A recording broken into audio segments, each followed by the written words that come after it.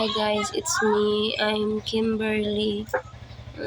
Gusto ko lang po i-share sa inyo yung naranasan ko guys.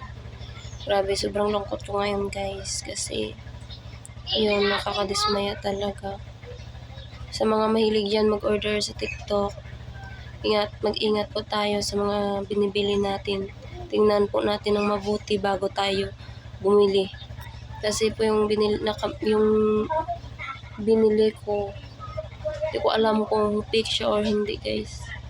Grabe, sobra parang nakakaano.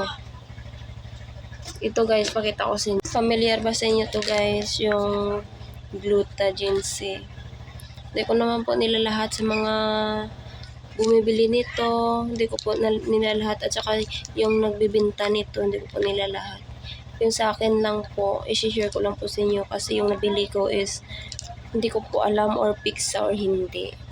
Kasi yung laman nito guys is color brown. Hindi siya white.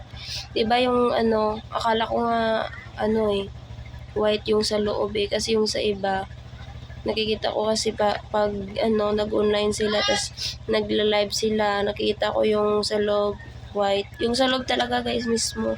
Yung sa loob talaga. Hindi yung balat Yung sa loob talaga nito ba? Yung sa loob talaga nito is color brown, tsaka yung may buo-buo na parang black. Yun nga. Hindi ko alam kung fake or hindi. Kasi, nakita ko kasi nung pinsan ko, yung pinsan ko bumili din ito. Yung sa loob nito guys is color white sa guys, hindi sa ganito na may buo-buo siya or something what. Yun, kasi hindi ko alam kung ano to paano ko nalaman guys. Kasi kanina nung uminom ako, inom na sana ako, kaso napansin ko parang may something siya. Parang may something talaga sa loob na may itim-itim na brown. Sa mga hilig dyan na iniinom bigla, hindi lang man tinitingnan kung anong sa loob or something what. Tingnan nyo muna bago kayo mag-inom nito kasi guys, yung ko guys is brown. Iba talaga guys, kutob ko nito. Patingin ko sa inyo guys. Brown siya talaga guys. Ito guys. Tingnan nyo naman. Diyos ko. Grabe, nakakatakot. Baka ano to. Kung ininom ko kanina, hindi ko alam kung anong ipik sa loob sa katawan ko guys. Hindi ko alam gawin ko. Pasensya na po kasi sobrang tambay ko talaga ngayon. Kasi hindi ko alam kung anong ko baka lason to guys. Hindi ko naman po nilalahat-lahat sa mga nagbibinta nito, pero dapat ingat po tayo palagi. Sa mga mahilig mag-order, mag-ingat po tayo. Lalo na sa mga mahilig nito.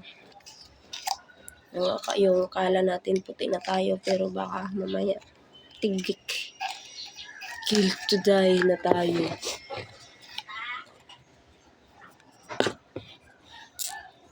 Ito na guys, pakita. Hi guys, ito na po yung kanina. Ito, linawin ko po talaga sa inyo yung para baka sabihin nyo hindi to totoo. Hindi guys, totoo po to. Ito. Tingnan nyo mabuti. Walang cut, walang to po.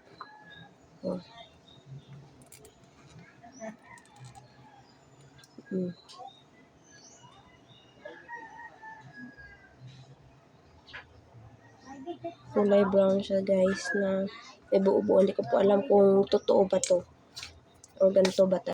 Hi guys, hindi ko alam kung ganyan talaga yung kulay brown.